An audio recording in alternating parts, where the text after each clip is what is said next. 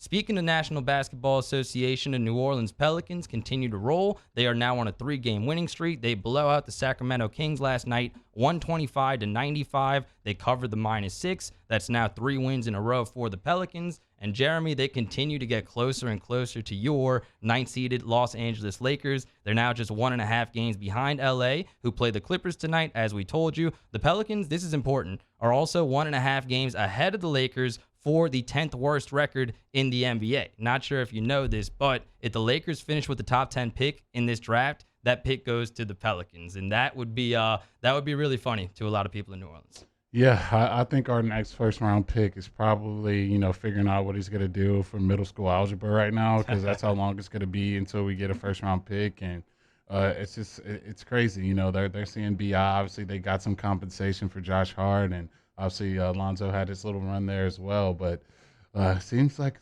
the Pels may have won that trade. I know we got a chip out of it. Shout out that bubble ring we won up in the bubble. That was cool to do for Laker Nation. But the Pels are sending, man. If you can, find a way to get Zion to put down the cheeseburgers and come play basketball, that'd be great. But for right now, the core of McCollum and BI and Jonas, they're playing extremely well. And you got to tip your cap to David Griffin, because a lot of people want him out of town. He's starting to make a little wave. Here's the thing with Griff, Hilly. Like, he deserves a lot of credit. They had a really good this offseason, making the moves that they did, shedding Adams, getting rid of Eric Bledsoe, bringing in the people that they brought in, mainly Jonas Valanciunas, who has been the best center this team has had in a really long time. But I'll give most of the credit, if not all the credit, to Willie Green. Like, the reason the Pelicans are even in this mess in terms of all the stability, and now Zion being on his 3rd coach in 3 years, and Ingram being on his 4th coach in 4 years, is because David Griffin got it wrong first. Now he's trying to clean up his past mistakes. And he's the kind of guy, I don't know if you get this vibe from Griffin, but he seems like he always wants all the credit. He wants to be the smartest person in the room. And I'm not going to give him that satisfaction. Again, he's made some good moves, but I attribute the success this season mostly to Willie Green. I think he's done an awesome job in his first year as head coach, especially given the circumstances and no Zion all season. Like, if I would have told you going into the year that Zion is not going to play for the entirety of the year, would you have thought that the Pelicans would only be 1.5 games behind the Lakers at this stage? Look, with Zion, I would have said that. I'm sorry, because I just got so much Laker purple and gold running through my veins. But, I think that's definitely shocking.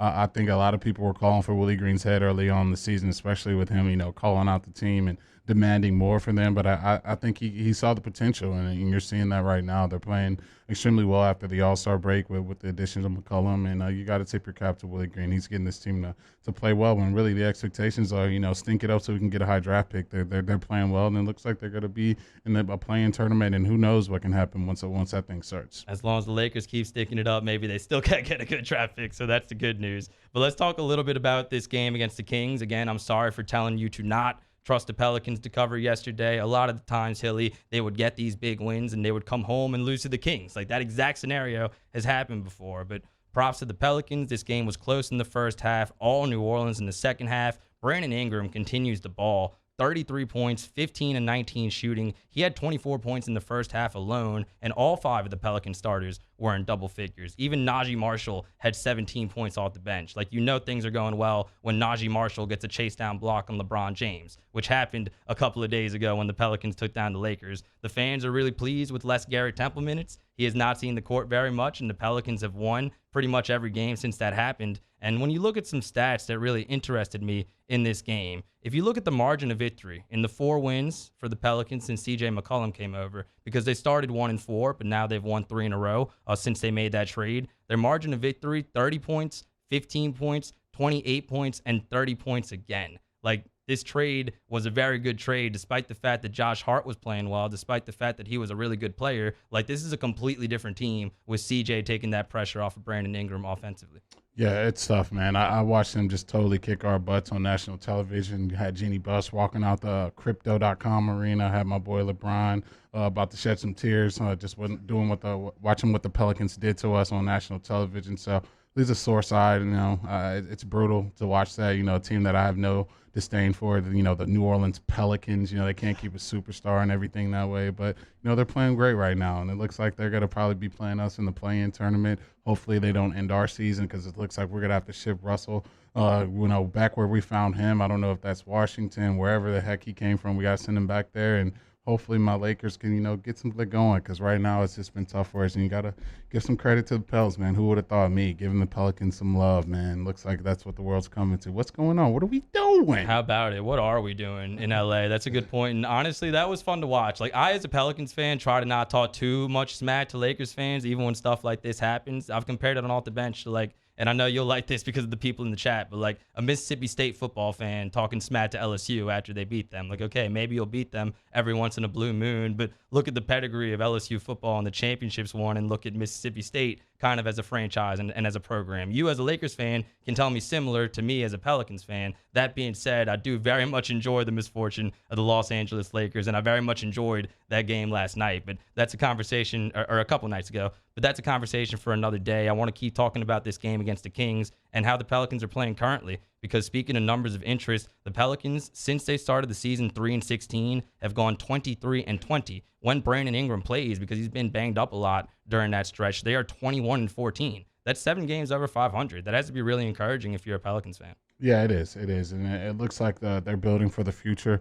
A lot of their great assets are young pieces. And then now you get that with an all-star guard like C.J. McCollum, whose only job is to go get buckets. And that's kind of what Zion's going to need when he does return to the floor. Guys who can stretch the floor, give him that paint where if he wants to drive, he can take it. And if you help too much, you got shooters you can depend on the outside. So things are gearing in the right direction. I know you love what you're seeing from Willie Green as a coach, former player who has a ton of experience in this league. Maybe we'll see. We'll see for the Pelicans. Maybe they can, have a deep, playoff run here, maybe in the next decade or so. We'll see. That's what it's turning to. I don't know if they're going to be covering the ground as of immediately, but definitely things for the future. My boy Jackson Hayes, Cincinnati representative, 513 all day here. He's ascending as well. So you got some young pieces out there playing well. Hopefully they can sustain that and probably get Mr. Zion back on the floor. Jackson Hayes not getting enough love, and we could talk about Zion and that whole situation, but for now I want to focus on his fellow first-round pick from 2019, the aforementioned Jackson Hayes. He's killing it. He was in the starting lineup again last night, and him and Brandon Ingram, the Pelicans starting front court, won a combined 20 for 25 from the field. Like, that's uber efficient. Jackson Hayes went 5 for 6 from the field, 13 points. He's now scored in double figures in 5 out of the last 6 games, 8 out of the last 11. And Pelicans fans have kind of been really impatient with him, myself included. A lot of the times, I love my guy Antonio Daniels, but on the broadcast, a lot of the times he'll be like, growth is not linear with Jackson Hayes. And I'll be like, AD, I love you, but you've been saying that for 3 years. Well, 3 years later, it's been proven right. Apparently, growth is not linear for everybody, because Jackson Hayes is finally looking like a competent first-round pick. The Pelicans could have gotten Darius Garland with the top 5 pick in that draft. They traded it to get Nickeil Alexander-Walker and Jackson Hayes. That trade has not looked very good for a long time, but recently it looks like Jackson Hayes can maybe live up to those expectations. And as of now, I think the Pelicans made the right call trading Nickeil Alexander-Walker and keeping Jackson Hayes. Yeah, I mean, you got a big who's athletic and young.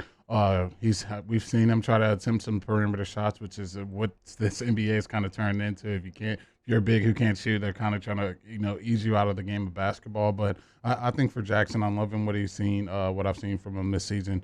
A lot of energy he brings every night. He's always a lob threat, going to the rim and pick and roll situations. And he's a shot blocker. So those are guys, you can't run out of enough of those guys on the basketball court. And hopefully he can continue ascending in the right direction, because I think he has a future in this league. Yeah, and he's proven to be a good shooter. He's starting to shoot some more threes. I think Willie Green specifically has done a much better job with him than Stan Van Gundy did. Like, he's looking like he's playing a lot more to his strengths. He's getting to his spots a lot better, offensively and defensively. Hopefully that continues with Jackson Hayes. But I guess we do have to talk about his fellow first-round 2019 pick now, and Zion Williamson, because according to the team, according to my inbox, Zion Williamson recently had imaging done on his right foot. It shows improved bone healing, and it will gradually progress to full weight-bearing exercises. Will Zion Williamson in basketball activities too? But all of that being said, he's still out indefinitely. So not out for the season, but out indefinitely. This situation continues to get weirder and weirder. And honestly, the way I look at it, like, it is what it is at this point.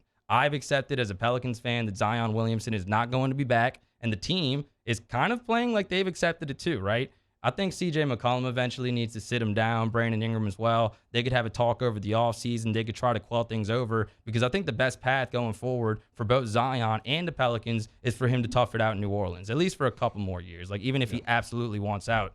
But as of right now, this team without Zion Williamson deserves our attention, and they're playing really well. Yeah, you got to tip your cap to this team to continue to fight throughout this season. Normally, we'd have seen the Pels without their star player to this point. They'd be, vying for the #1 seed, and people think they're tanking.